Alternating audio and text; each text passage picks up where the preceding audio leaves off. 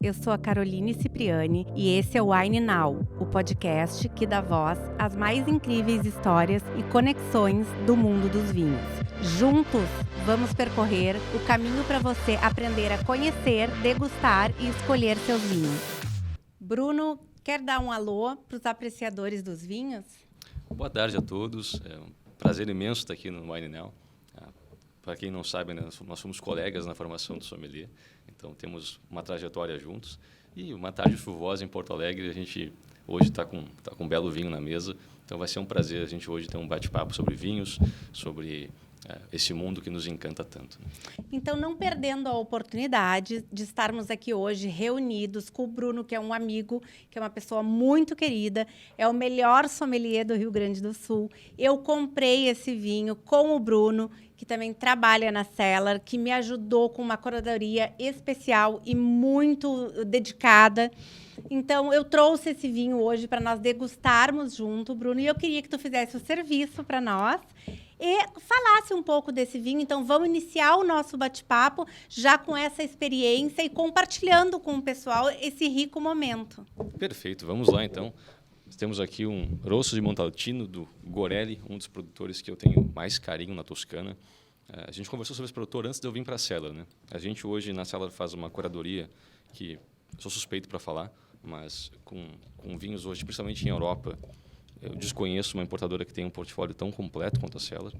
E França e Itália é o nosso ponto mais forte, né? A gente tem ótimos vinhos da Alemanha, Espanha, mas de fato Champagne, Toscana, Piemonte, Borgonha são, né, as regiões que a gente tem um portfólio com produtores super renomados aí.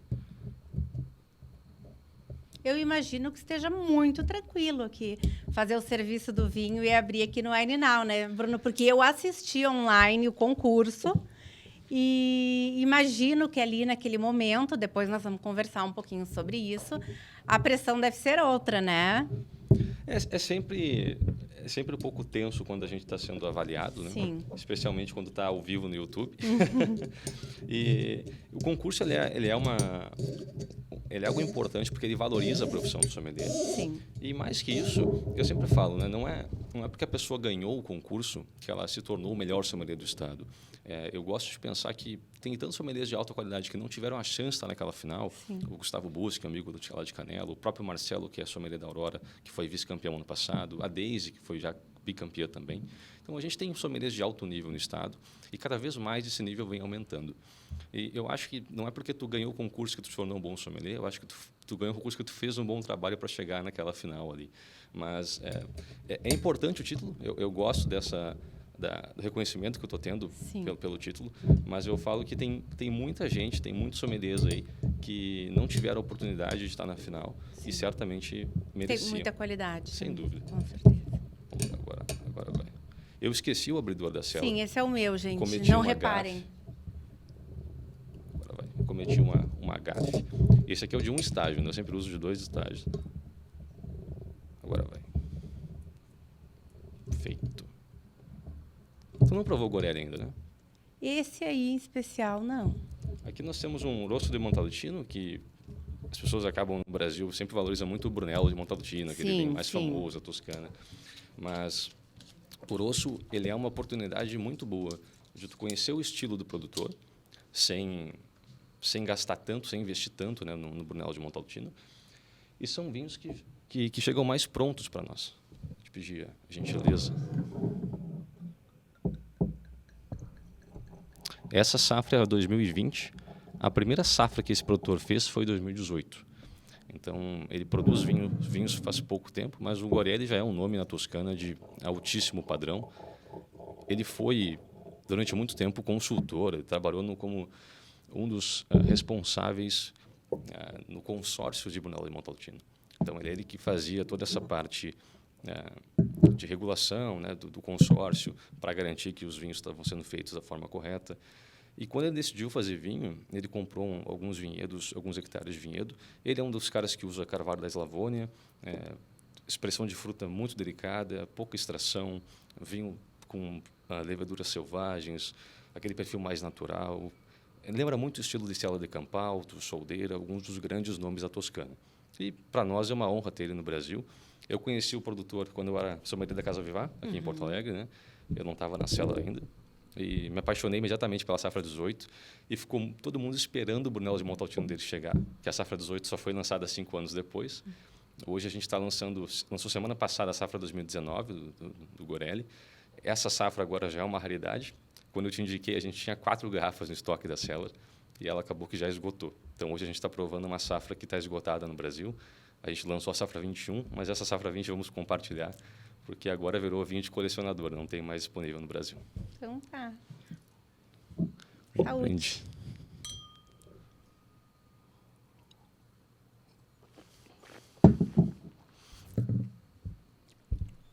Que tal?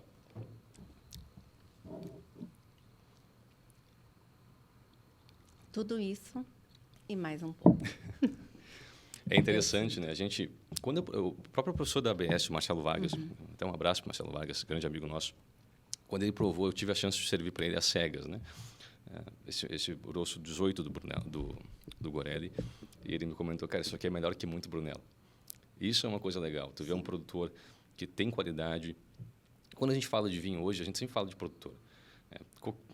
A gente tem uma régua muito alta, tanto em Brunello de Montalcino, em Barolo, em Champagne, mas a gente sabe que produtor sempre é a principal referência para a gente.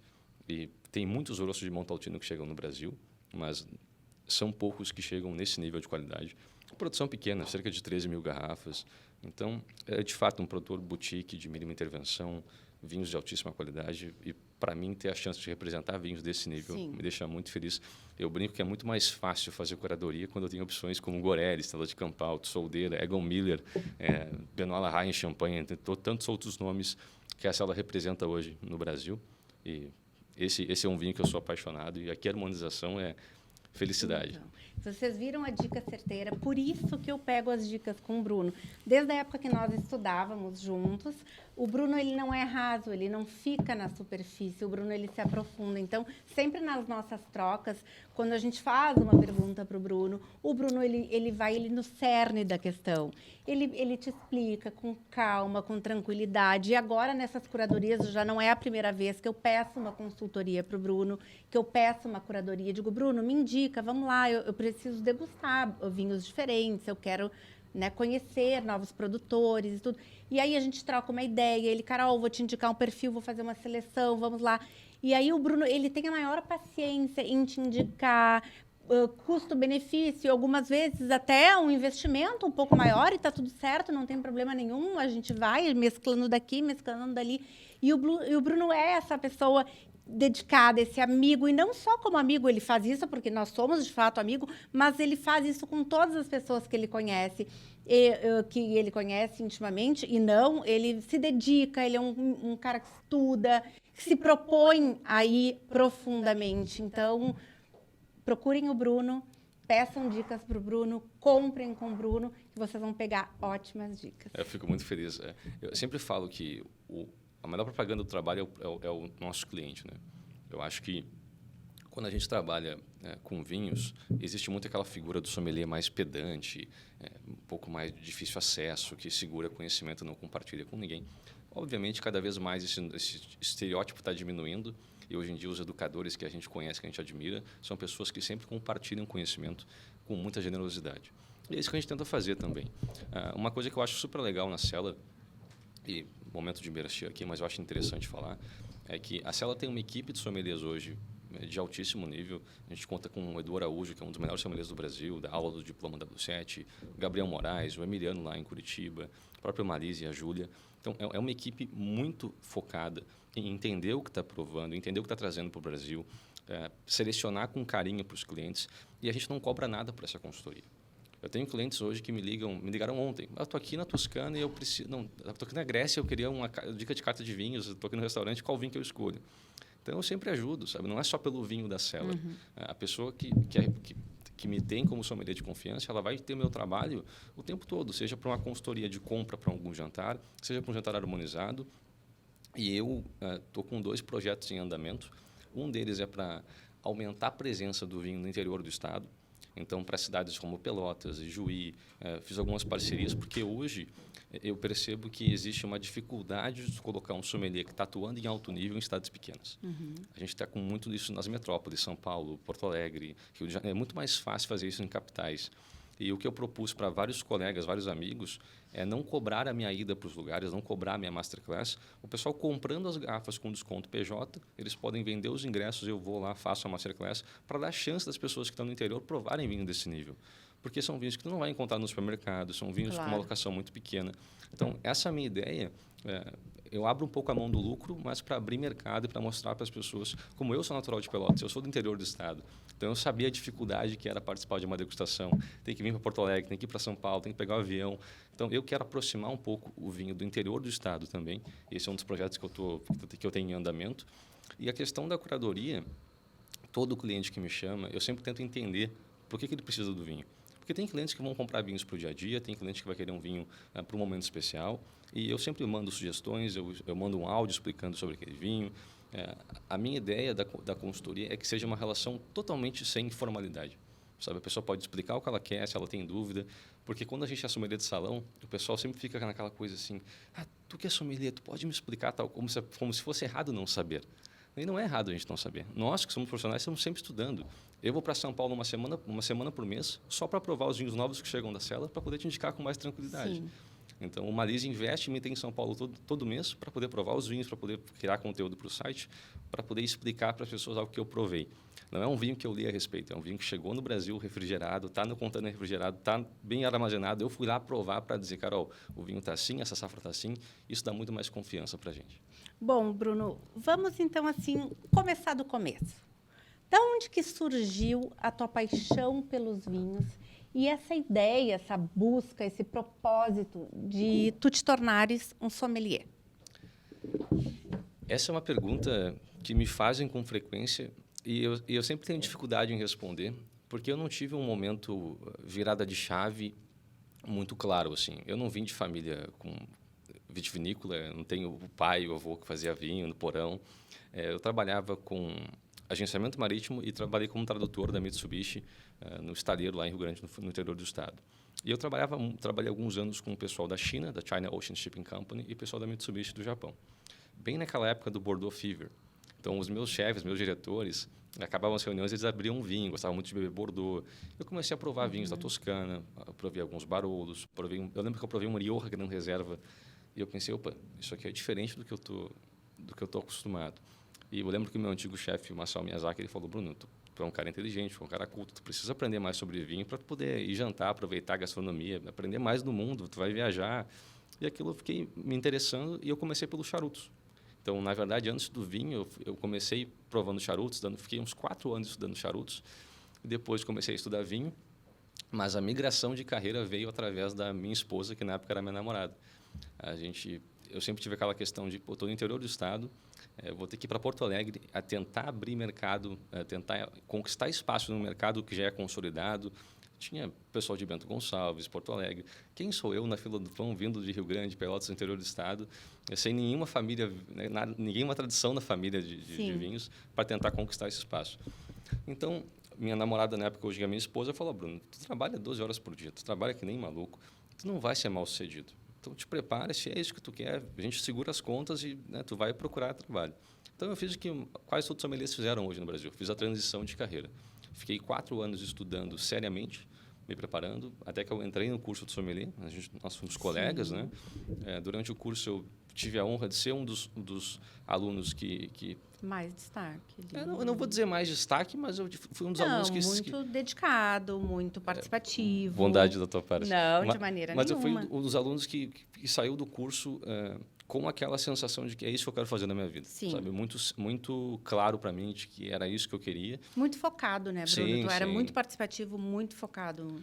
E uma coisa legal, que o Lucas, que foi nosso colega também, é o segundo melhor sommelier do estado de 2024. Foi um dos finalistas, a gente disputou junto a final, ele ficou em segundo lugar.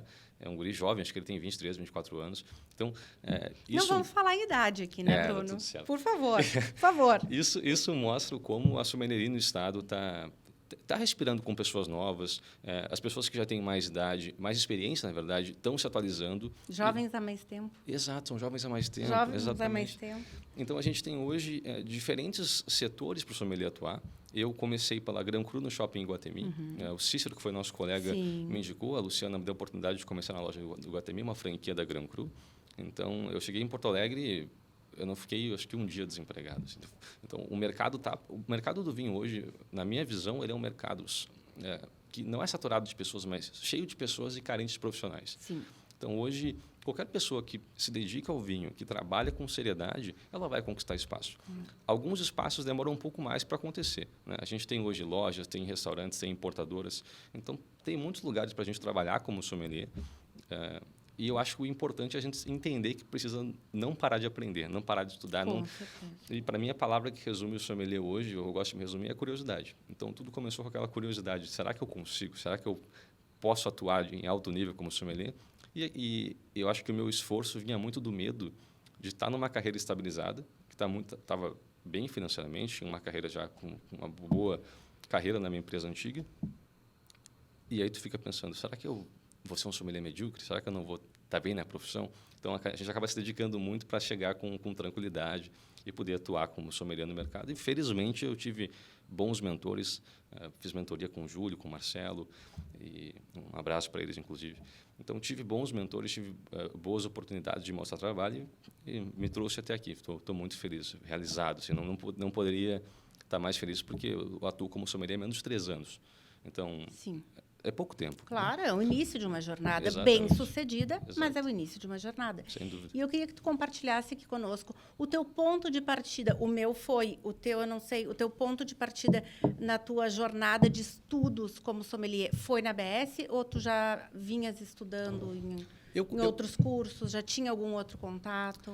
Eu consumia muito, eu consumia muito conteúdo em inglês, porque hoje a maior parte do conteúdo gratuito no YouTube, na internet, ele é em inglês. Sim. Então eu costumava estudar muito. Assim, o meu passatempo, eu tinha 2 passatempos no meu trabalho antigo. Um era escrever poesia e o outro era estudar vinhos. Vamos chegar lá. Eram meus dois passatempos. Então eu estudava vinho para descomprimir, desopilar do estresse do dia a dia e sempre pensando, olha, a hora que eu for realmente levar isso a sério, porque a ABS é uma instituição que entrega uma qualidade hoje de formação que é única no Brasil para sommeliers, né?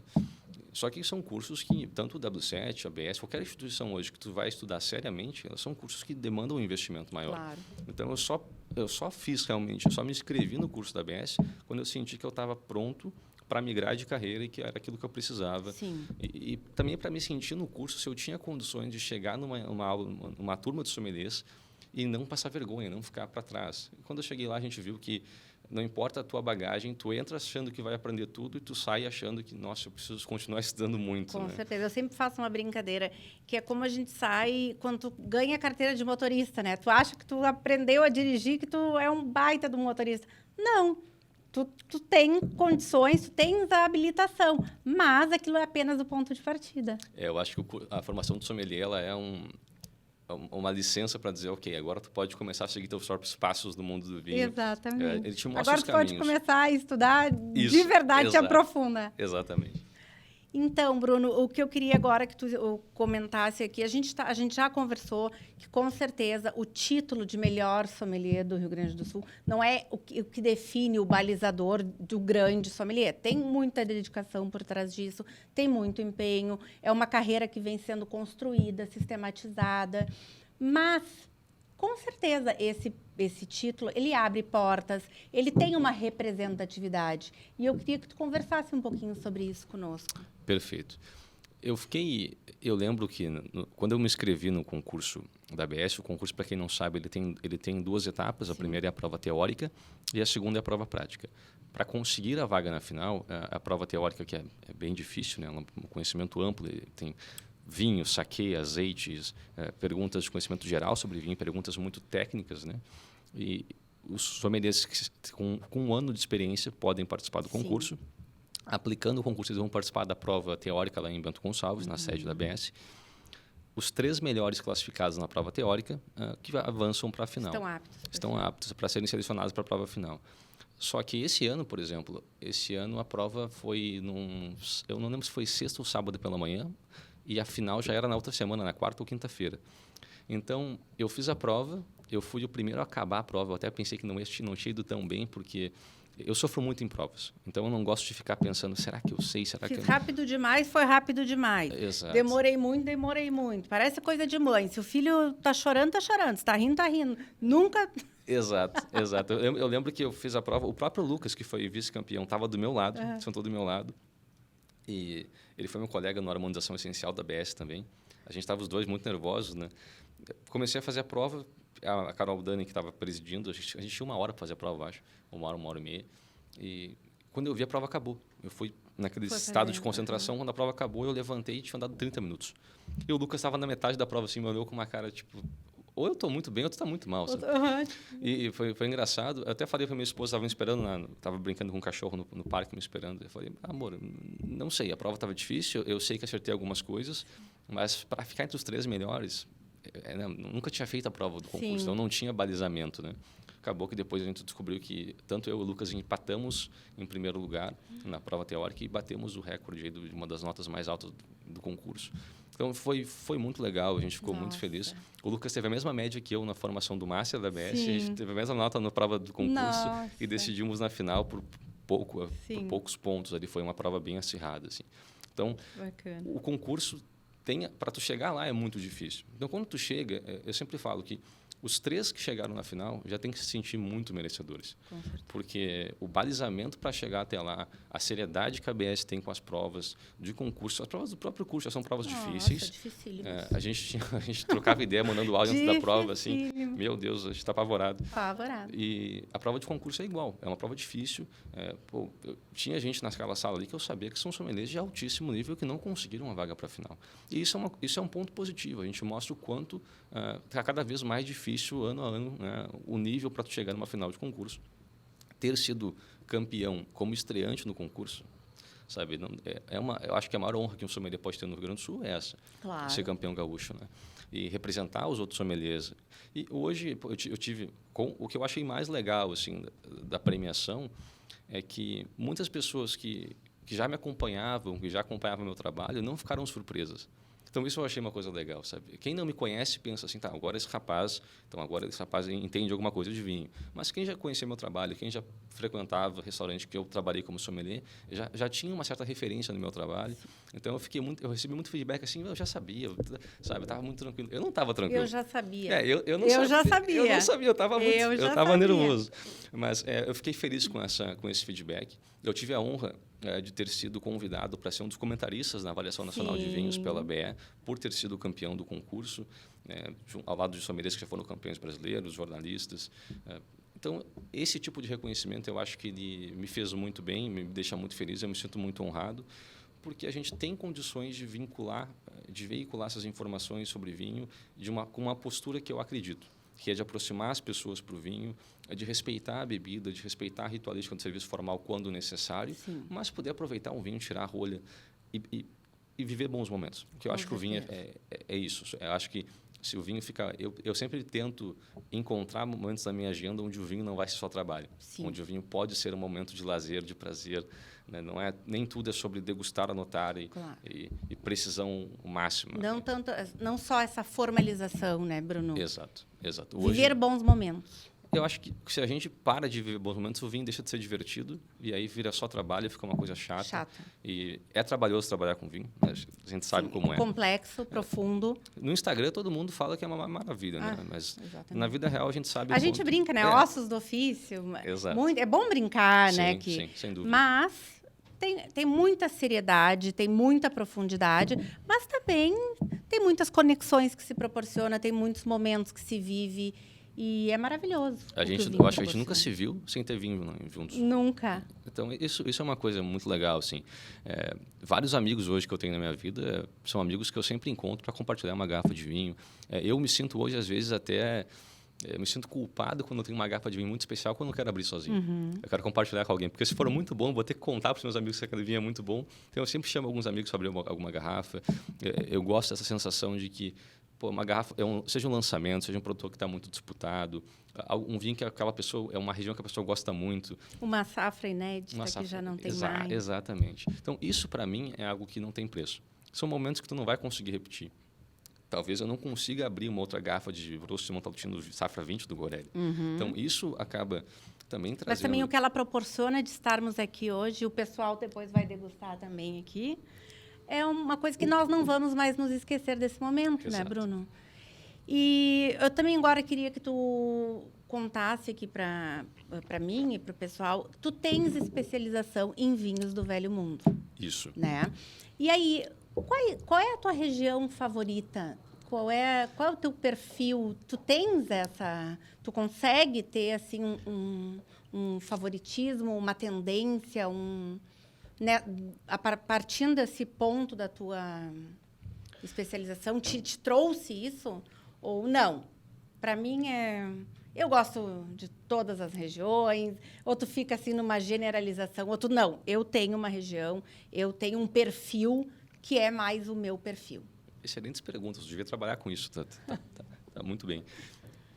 Quando a gente fala de vinhos do Velho Mundo, claro, nós fizemos a formação da ABS Países e Regiões do Velho Mundo, que é a especialização em Europa Clássica. Sim. Né? Eu sempre tive um apego... O clássico é sempre elegante, eu sempre tive né? um apego por vinhos europeus.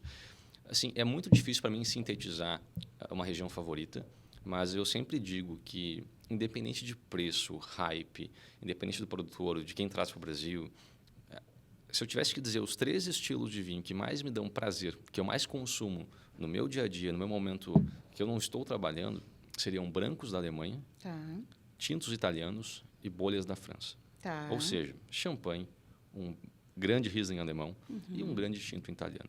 São coisas que, se eu tivesse que escolher 3 tipos de vinho para beber, eu ficaria com esses 3 e tentaria botar um Sauternes de sobremesa depois. Mas ficaria tá tudo certo. muito chique. Mas, brincadeiras à parte, eu tenho uma afeição muito grande por vinhos italianos.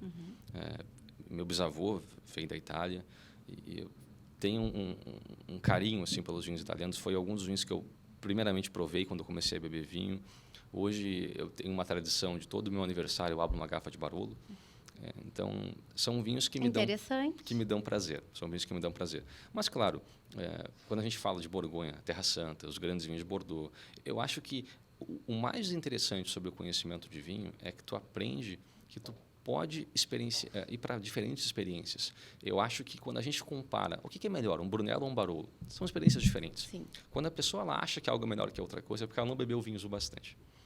E isso é algo que eu acredito. O próprio Vini falava isso, né? O Vini Mirago falava isso nas aulas do sommelier. São experiências diferentes. Com certeza. Mas eu tenho um certo carinho pelos tintos italianos.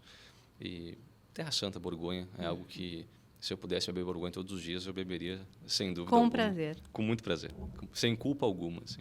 Que legal. E agora, falando um pouquinho sobre harmonizações. Harmonizações acabou que se tornou uma parte importante, né, na tua trajetória. Tu te dedica por harmonização, tu já fizesse também cursos de harmonização. Quem te acompanha sabe que tu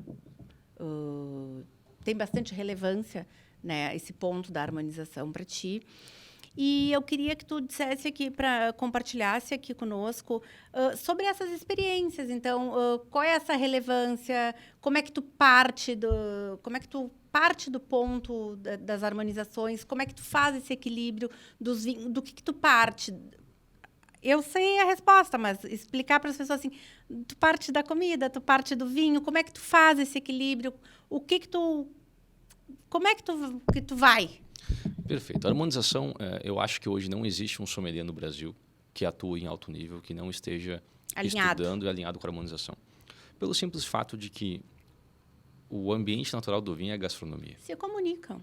É muito difícil a gente hoje, quando a gente fala de uma região qualquer, seja Toscana, seja o próprio Brasil, o vinho ele sempre vai acompanhado da comida.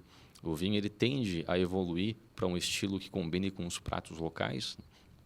Hoje, não tem mais como um restaurante ser referência em nenhum lugar do mundo, sem que tenha uma carta de vinhos interessante, sem que tenha um serviço de vinhos legal. Somente a gastronomia não é o bastante para colocar um restaurante no mapa dos mais desejados do mundo, do Brasil, em qualquer lugar. Então, hoje, a harmonização ela se tornou uma maneira de tu melhorar a experiência de um vinho e tu agregar valor para a tua experiência de gastronomia. Cada vez mais os chefes estão se atualizando sobre vinho. Hoje tem muitos chefes que são sommeliers. Isso é algo cada vez mais comum. Sim. E tem muitos sommeliers hoje estudando gastronomia. Claro. Eu brinco que eu não tenho o talento do chefe de cozinha para preparar as coisas. O meu commodity já vem pronto, engarrafado. Mas a gente passa muito tempo estudando e testando harmonizações. Sim. E hoje existe aquele... E é bom, né? Eu acho que tem vinhos que a gente consegue beber por si só. Sim. Mas eu não consigo pensar nas últimas vezes que eu bebi um vinho que eu fiquei, nossa, isso aqui está memorável, sem que tivesse um prato de alto nível junto. Ou nem sempre alto nível, mas um prato que conversasse com o vinho. Sim. Porque eu acho que hoje a gente tem muito esse estereótipo de que a harmonização é uma coisa só em restaurante Michelin, só em menu de 6 tempos. Sabe? Existe isso e é importante. Mas nada impede tu chegar em casa. Eu faço uma harmonização lá em casa que a minha esposa adora, a gente faz uma vez por semana, que é guacamole com alguns chips, com uma batatinha e um Riesling alemão. E funciona muito bem. Quer botar um camarãozinho, um salmão, um fiozinho de azeite na air fry, resolve. Aquela coisa assim, 15 minutinhos, quando chegou cansado, veio de viagem, toma um banho, deixa a air fry preparando Trabalhar. ali. Só abre o vinho da adega, senta, bota um filme e relaxa. Então, a harmonização ela não precisa ser uma coisa totalmente formal. Sim. Grande parte hoje dos clientes que me pedem dicas de harmonização, eles sempre falam, vou receber os amigos para um jantar assim, o que tu me indica? Então, eu sempre pergunto, a gente sempre vai ajustando. E o bacana do vinho é que a gente consegue ter uma flexibilidade absurda para a harmonização. A gente tem uma infinidade de estilos de vinho, a gente consegue colocar desde brancos, espumante, rosé, vinhos fortificados. A gente tem muito recurso hoje para a harmonização. Então, não é uma questão de que se o vinho harmoniza com a comida, é que tipo de vinho a gente vai escolher para harmonizar. A gente sempre tem um vinho para harmonizar. Alguns pratos são mais difíceis do que outros, mas é muito fácil para a gente hoje melhorar a experiência de um cliente. Então, sempre que eu indico um vinho e o pessoal me pergunta, eu sempre tento dar 2, 3 opções de harmonização. Uma opção que seria a opção clássica, a opção que seria mais, digamos, interessante tecnicamente, mas sempre tem aquela opção mais fácil de fazer, quebrando um pouco o protocolo. Sim. E, nossa, testar a harmonização é uma paixão que todo sommelier tem. Com certeza. A gente muitas vezes prova alguma coisa, vamos ver como é que vai ficar isso aqui. E hoje, todo o trabalho que é feito sério, em restaurantes sérios, a harmonização é testada. Antigamente, o pessoal era cobaia, né? O pessoal, eu acho que harmoniza aqui. Hoje em dia, quem está atuando como sommelier, quem está com seriedade no mercado, sabe que a harmonização tem que ser testada. Uma coisa é teoria, o papel aceita tudo, né, Bruno? Exato. Aí tu tem que partir para a prática. E a dica, assim, se eu fosse resumir a harmonização, eu gosto de pensar naquela pirâmide de estrutura, componente e depois pontes aromáticas, né? Então, a gente parte de estrutura de prato, a gente vai para o componente principal do prato, seja o molho, seja se o componente principal vai ser a acidez, se vai ser a gordura, e depois buscar pontes aromáticas, né? A gente consegue colocar alguma geleia num queijo para fazer uma ponte aromática com algum vinho. Então, tem várias formas que tu consegue alterar o prato quando o vinho já está escolhido, né? Então, a harmonização hoje, eu acho que ela perdeu um pouco daquela sensação de que a harmonização era só para sommeliers em restaurantes, de algo muito difícil e técnico. E, de fato, em restaurantes com menu de alto nível, segue dessa forma. Mas hoje a população já entende que dá para fazer uma harmonização legal em casa, sem tanto recurso, sem tanta dificuldade, com muito mais prazer. Não, com certeza. Já que tem muitos sommeliers que estão ajudando, não só na Cielo, como várias importadoras, com consultoria. Hoje, a gente tem profissionais que atuam no Instagram, influenciadores, sommeliers que têm trabalho sério. Então, hoje é muito fácil encontrar essas informações. Logicamente, tem muita informação que nem sempre é correta, porque o pessoal replica muita coisa sem estudar, mas tem muita gente boa no mercado, então sempre dá para aprender muito. A gente aprende muito o tempo todo. Com certeza, o tempo inteiro. Outro dia, eu tinha comprado aquele Barbeira d'Alba da Julia contigo, Vila né? Negre. Maravilhoso. E aí o Pedro, meu filho, ele tinha um trabalho que ele tinha que gravar uma receita em espanhol. E aí eu digo, Pedro, o que a gente vai fazer? Daí ele, mãe, vamos fazer uma massa carbonara, que o Pedro é chato para comer pra caramba. Aí eu lembrei do vinho, e aí chamei uns amigos. Gente, tu não tem noção, ficou espetacular o vinho com a massa carbonara do Pedro. Isso é legal demais, né? Ficou muito bom. E ele fez o trabalhinho dele, foi uma desculpa poética para nós degustarmos o vinho. E ficou ótimo. Isso é o legal. A gente hoje... Porque em casa, o vinho é um momento para reunir a família, receber os amigos. E, nossa, eu sempre falo, comprar vinho tem que ser um momento de prazer, um momento de felicidade. Não tem que ser um momento de preocupação. Por algum motivo, eu ainda percebo isso com certa frequência.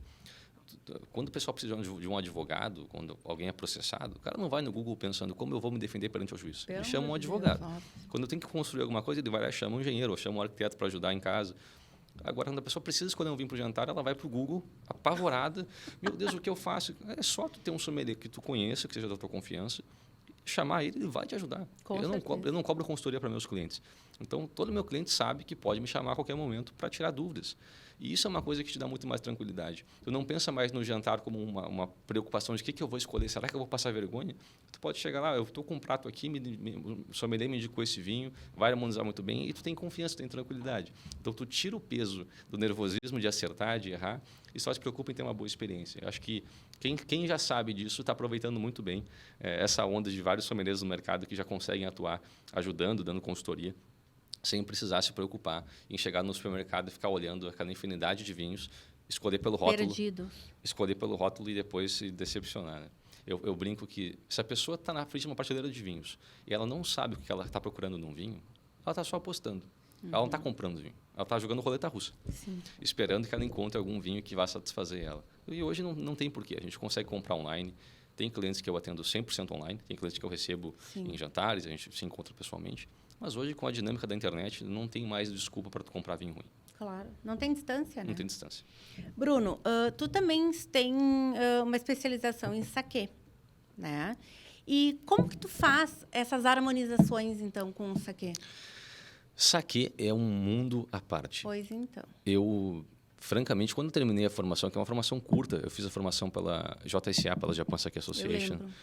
Eu fiz, acho que foi na primeira turma aqui em Porto Alegre, se não me falha a memória. O pessoal do restaurante da Emu estava junto. Eu fiz por inspiração do Vini Mirago. O Vini tinha feito há pouco tempo, tinha recomendado o curso.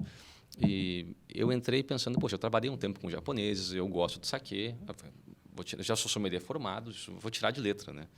Nossa Senhora, foi uma formação que me deixou extremamente humilde, porque saquê eu acho um mundo mais complicado do que vinho, porque pela nossa cultura de saquê ainda é uma cultura ainda menor do que a de vinho no Brasil, e saquê tem estilos muito diferentes. A gente vai ter Junmai, a gente vai ter um Junmai Ginjo, Daiginjo, tu vai ter saquês espumantes, a gente vai ter saquês que são mais leitosos. A gente pensa em saquê como uma bebida só, e saquê é um mundo à parte. Então, eu particularmente, eu gosto da ideia de que o saquê não está atrelado somente à culinária japonesa. Eu tive uma experiência muito interessante de harmonizar saquê para o Lyodo Machida, que foi campeão do UFC. Eu tive um jantar harmonizado na Casa Vivá, que eu fui o sommelier, e a gente recebeu ele. E era um menu harmonizado com vinhos, e eu pedi autorização na época para o Cris, a gente trocou ideia e colocamos um saquê da harmonização para ele, para toda a família dele ter essa descendência japonesa. E foi super interessante porque não era um restaurante de comida japonesa clássica. Então, o saquê, assim como o vinho, ele vai muito além do que a gente entende ele na nossa cultura. O saquê é uma bebida que tu pode consumir gelada, tem uma bebida que tu pode consumir em temperatura mais quente e temperatura ambiente também. Então, o saquê, ele para mim, ainda é uma descoberta, porque chega pouco no Brasil, são poucas importadoras que trazem saquê de qualidade, e quanto mais eu provo em saquê, mais eu preciso estudar. Quando eu finalizei a formação do Saquê Expert, eu lembro que eu postei dizendo que eu precisaria de uma vida inteira estudando aquele material para me sentir confortável, né? E hoje, para mim, o saquê segue sendo uma descoberta, e principalmente eu gosto de testar o saquê com harmonizações fora da cultura japonesa clássica. Porque nessa cultura, nesses restaurantes, o pessoal já entende o valor do saquê. Mas eu gostaria que o saquê tivesse mais espaço no Brasil, mais espaço em outros estilos de gastronomia. E, sem dúvida, para mim, o saquê é uma bebida ainda mal compreendida. Sim. Acho que quando as pessoas começarem a provar saquês de qualidade, elas vão se surpreender demais. Bacana. Agora, eu queria que tu falasse um pouquinho sobre o teu trabalho na Cellar. A gente já comentou aqui um passant, mas então aprofundasse um pouquinho mais esse ponto, comentasse aqui um pouquinho do teu trabalho na Cellar e o que tu vê ali, qual é o grande diferencial dessa importadora aqui no Brasil? A Cellar hoje, eu tento explicar isso para os clientes que compravam comigo em outros locais e que ainda não compram na Cellar, ou que estão conhecendo a Cellar agora. Isso acontece toda semana. A Cellar hoje, A gente está acostumado com o mercado de vinhos no Brasil, vendendo vinho como todo mundo sempre fez. A gente coloca vinhos premiados, a gente coloca metade do dobro, dá um desconto para o pessoal comprar vinho com desconto, porque o brasileiro gosta de comprar desconto e vinho premiado. Porque é mais fácil, tu sente uma segurança ali. Tu sente que assim eu compro vinho, assim que as importadoras maiores sempre fizeram. E o que a Cellar faz, que eu acho incrível, que foi o motivo pelo qual eu, como sommelier atuando em restaurante, eu tinha um carinho grande pela Cellar. Mais da metade, acho que da carta da Casa Vivant na época era vinhos da Cellar. Então eu tive um contato com a Cellar muito presente, em vinhos em taça, em harmonização. E o que a Cellar faz hoje não é colocar os vinhos que são famosos no Brasil. Porque hoje, quando a gente aborda uma pessoa na rua e pergunta de vinho, ela vai dizer, seja o vinho da Catena Zapata, o vinho do fulano de tal, os vinhos que são mais mainstream. Hoje, sim, eu tenho vários clientes que estão na Europa, quando viajam, eles falam, cara, a carta aqui tem 4, 5 produtores da Cellar. O que o Malísia fez, indo viajar para a Cellar, o que o Edu faz na curadoria junto com o Malísia e a Júlia, o que eles fazem não é trazer para o Brasil os vinhos que são famosos aqui, é trazer para o Brasil os vinhos que são famosos no mundo. Uhum. Eles trouxeram o Giulia Negri para o Brasil antes do Giulia Negri ser o fenômeno que é agora. Hoje, o Giulia Negri chega e esgota. Stella di Campalto, que é um dos melhores Brunelos da Toscana hoje, um dos vinhos mais cult e disputados do mundo, o Malísia foi o primeiro a trazer para o Brasil. Então, a Cellar hoje ela traz para o Brasil vinhos que não são famosos aqui ainda, mas que os sommeliers lá na Europa já estão bebendo, que os sommeliers em Nova York estão recomendando. Então, quando o pessoal tem a oportunidade de sair do Brasil, de viajar para lugares que têm alta gastronomia, que têm uma boa cultura de vinhos, eles vão ver produtores que a Cellar trouxe para o Brasil. Então, hoje o diferencial da Cellar é esse. A curadoria que a Cellar tem, especialmente em vinhos do Velho Mundo. A gente tem um produtor chileno, dois produtores chilenos, mas assim, a nossa curadoria de Velho Mundo, de Europa clássica, hoje é imbatível. Se a gente for pegar regiões de Champagne, nomes como Benoît Larraille, Rémy Leroy, eu sempre tento aproximar o consumidor e é sempre uma compra de confiança. A primeira compra da Cellar, o cara compra porque confia em mim. A segunda compra porque ele gostou dos vinhos. Então, o índice de recorrência é muito grande, porque, de fato, os vinhos falam por si só.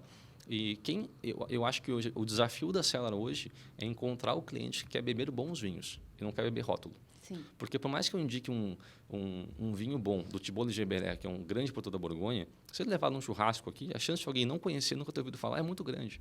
Quem conhece Giulia Negri? Não é todo mundo que conhece, mas os melhores sommeliers do mundo conhecem. Uhum. Então, o meu desafio é mostrar para esse cara que ele pode comprar pelo mesmo preço de um barbeira que não tem tanta qualidade, um vinho que tem qualidade muito superior de uma produtora que o mundo inteiro queria beber. E a gente consegue ter aqui na Cellar.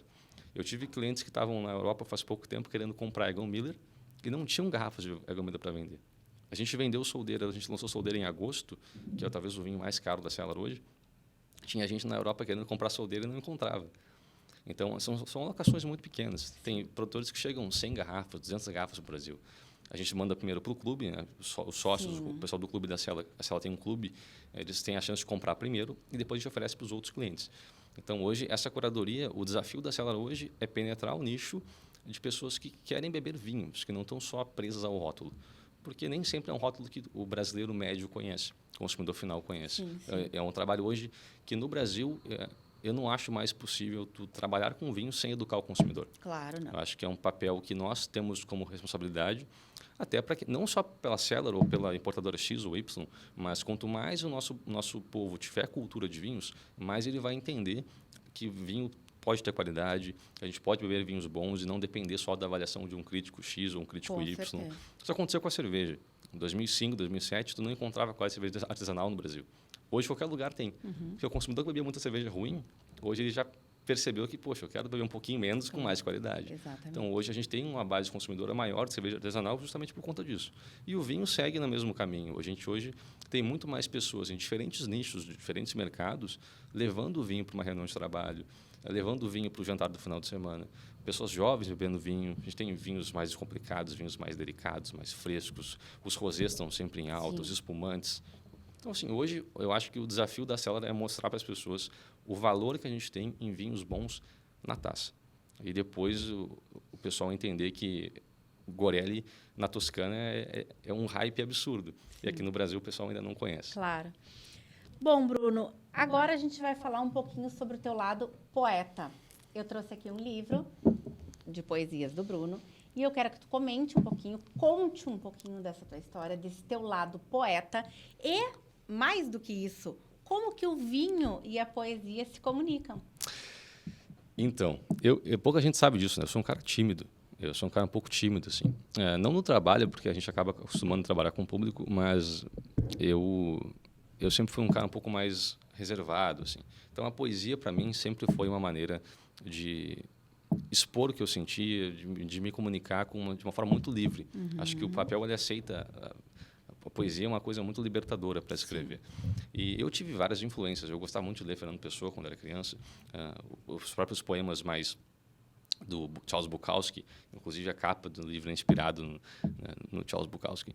E a poesia, para mim, ela começou como uma forma de relaxar. Eu tentava escrever coisas que eu sentia que eu queria dividir, mas eu nunca pensei que ia colocar num livro. O meu primeiro livro foi um livro de crônicas e poemas, porque eu não sabia se eu queria escrever um livro inteiro de poesia. Então, ele se chamou Crônica de Areia e Poemas de Lama. Foi um livro independente que eu fiz, e, na época, eu não sabia que esse livro era certo ou não, então eu coloquei que todo o lucro do livro ia ser doado para uma instituição de caridade. Eu sempre fui muito apegado com cachorros, então eu doei para uma instituição que cuida dos cachorros de rua. Então, o primeiro livro foi poesia, mas, assim, para tirar aquele peso da consciência que, se não der certo, pelo menos o lucro do livro serviu para alguma coisa importante.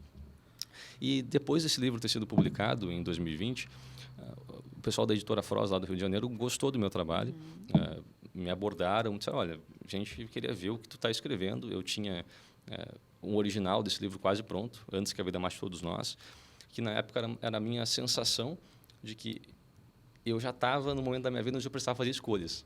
Eu queria viver a vida que eu queria antes que a vida mate todos nós. Eu queria, na transição de carreira. E isso foi justamente... Esse livro foi escrito justamente antes de eu mudar de carreira. Então, era aquele meu último suspiro, assim, de que, tipo, o que eu queria, o que me fazia bem era livro e poesia. E só o que eu tinha naquela época era a poesia para me fazer seguir escrevendo e falando. E são crônicas. Hoje, esse é um livro que é uma compilação de poemas. Ele não é a ordem cronológica. Então, a pessoa consegue ler poemas sobre diferentes... Sim, consegue transitar livremente Transitar nele. diferente. Os capítulos são colocados de forma para colocar alguns poemas com um pouco mais de peso, mais sentimento, junto com poemas que são um pouco mais leves. Sim. Então, o livro ele vai se intensificando, e tudo aqui é não ficção. Então, é um livro de poesia totalmente do meu dia a dia, da forma que eu enxergava o mundo. E é uma honra para mim ter 2 livros publicados no Brasil. A gente sabe a dificuldade que é publicar um livro no Brasil. Esse livro, tecnicamente, eu não lancei ele ainda. Eu estou com algumas unidades, acho que estou com 250 exemplares lá em casa, porque eu abri uma pré-venda com 100 unidades e a pré-venda esgotou em 3 dias. E eu fiquei de lançar, e no fim não lancei ainda. A minha esposa sempre me pergunta, quando é que tu vai lançar teu livro?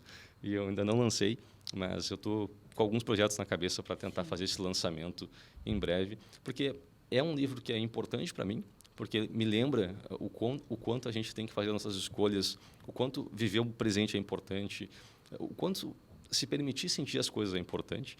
E quando eu leio esse livro, eu olho para o Bruno que tinha uma outra vida.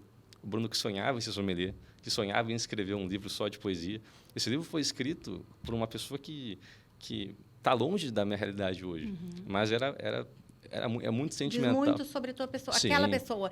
Então, na verdade, eu até tinha isso aqui como pergunta, era um ponto que eu queria abordar.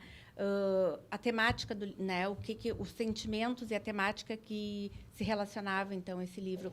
E é muito o que eu percebo aqui, de tudo que tu está falando, ele muito sobre emoções, sobre essa fase dessa transição na tua vida. Ele foi um momento de transição na tua vida, ele te ajudou nessa jornada, nessa transição pessoal e profissional, ou mais profissional?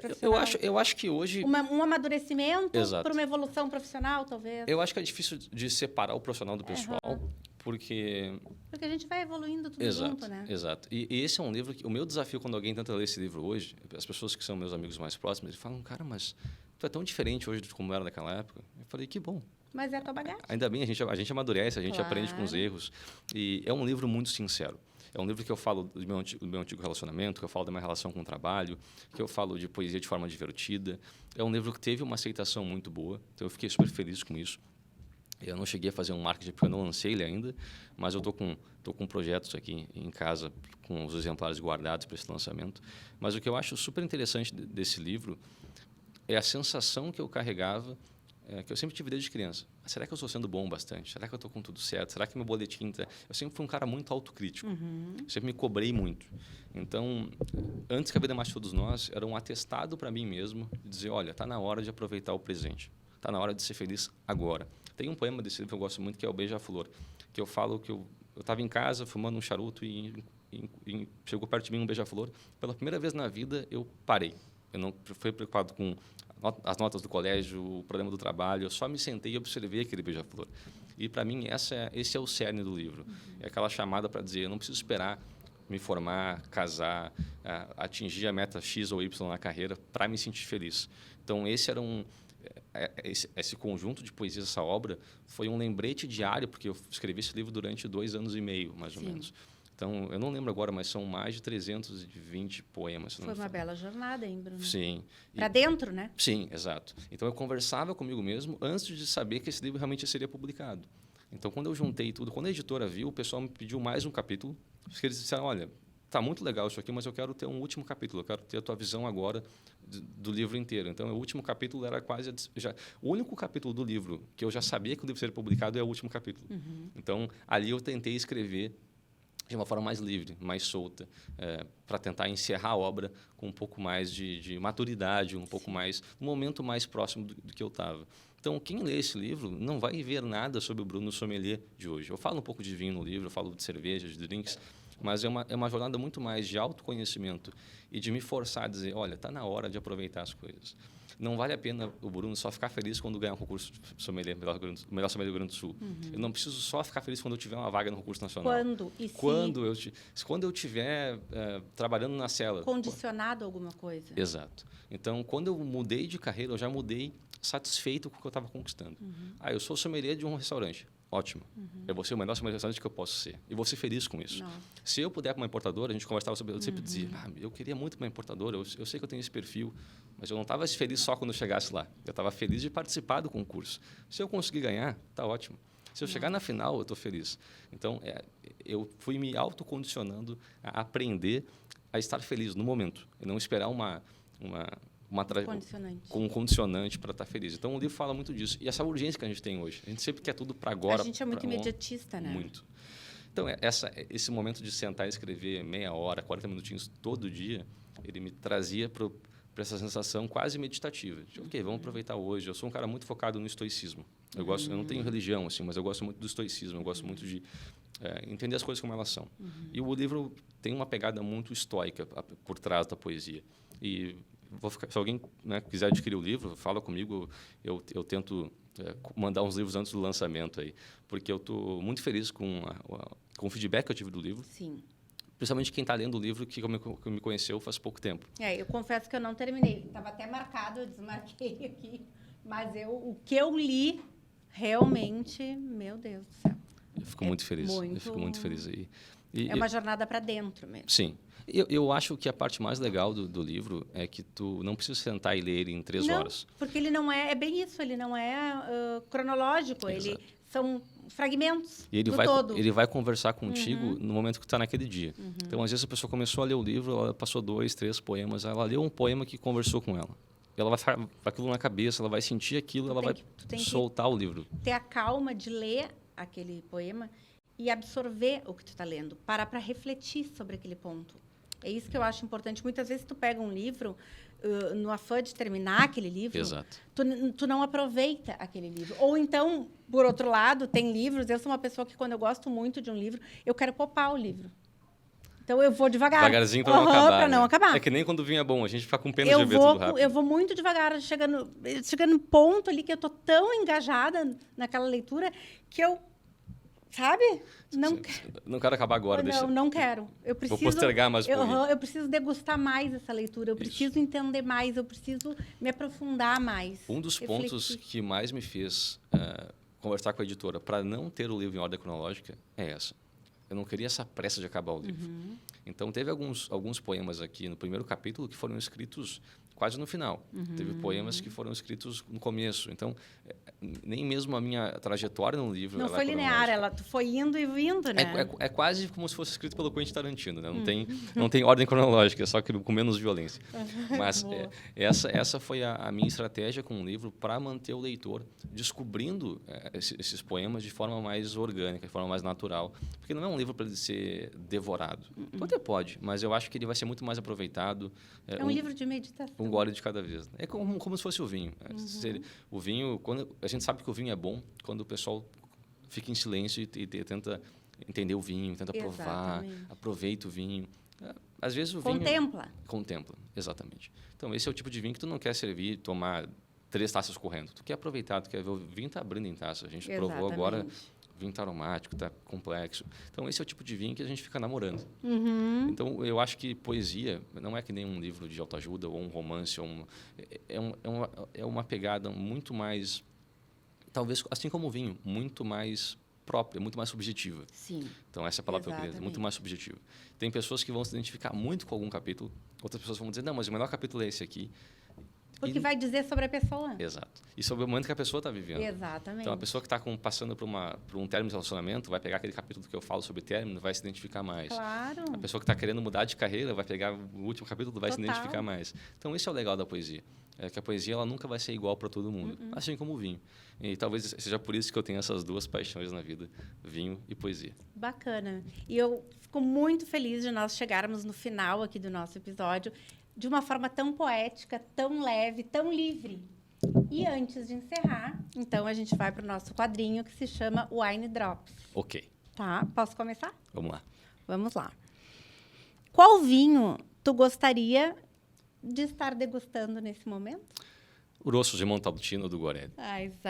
Esse aqui é o presente do dia e uma honra imensa provar um vinho dessa qualidade contigo, né?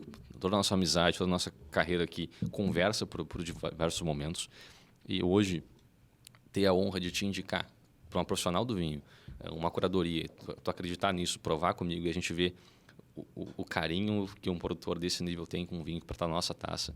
Eu não queria um vinho diferente. Acho que hoje o nosso vinho está perfeito para o momento. Estou muito feliz com... E eu agradeço aprender contigo. Sempre bom aprender com quem se dedica e com quem sabe também. Né? O pessoal do curso sommelier sabe que tu sabia muito mais que eu. Isso a Carol é mentira. É humilde.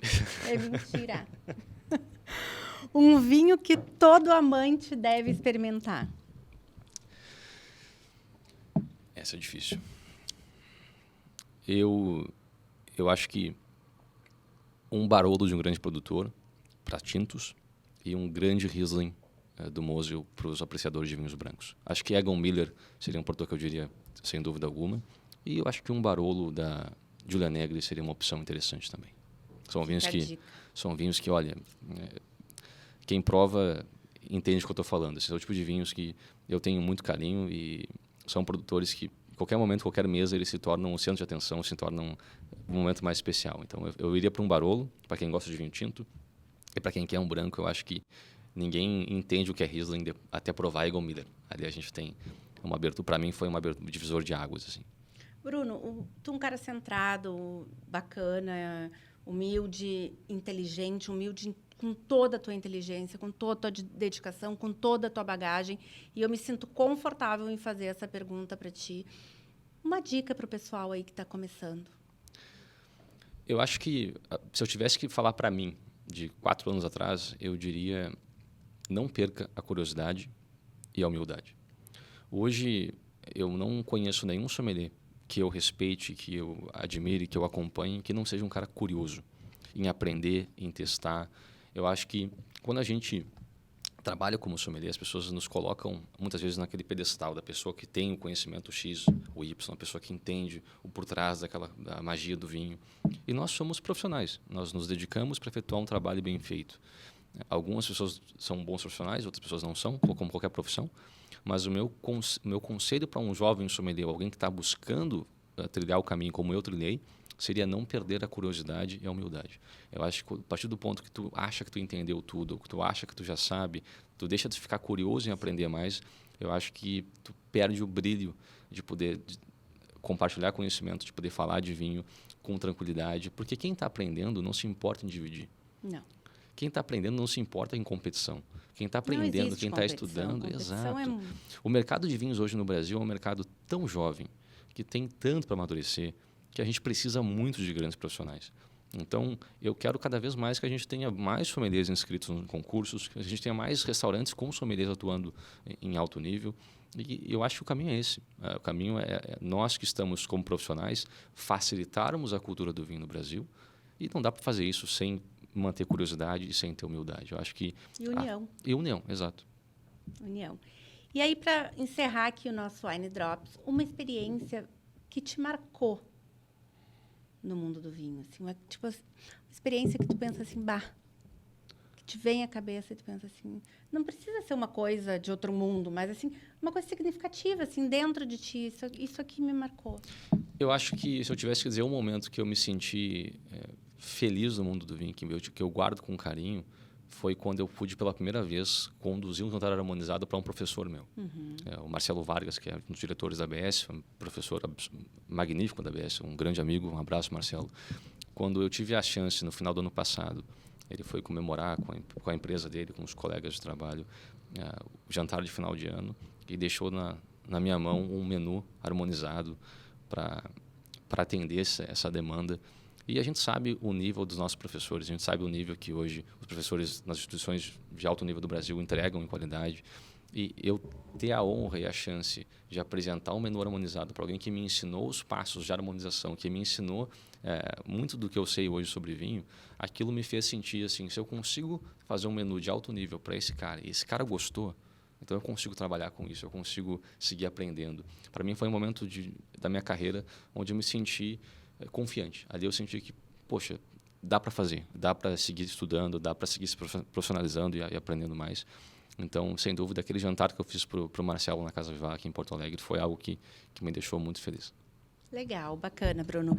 Então, assim, pessoal, terminamos aqui mais um episódio. Muito feliz em receber o Bruno aqui. Uma honra ter compartilhado desse momento contigo e com todos que nos assistem. Para vocês que gostaram, que nos acompanham, sigam o canal, nos sigam nas redes sociais, compartilhem os episódios com os amigos e continuem nos assistindo, que tem mais Wine Now. Muito obrigado, Carol. E assim encerramos mais um episódio do Wine Now. Se você gostou, não esqueça de se inscrever no nosso canal e seguir a gente nas redes sociais para ficar por dentro de todas as novidades. Compartilhe esse episódio com seus amigos e ajude a nossa comunidade a crescer. Até o próximo episódio e lembre-se, cada taça conta uma nova história. Saúde!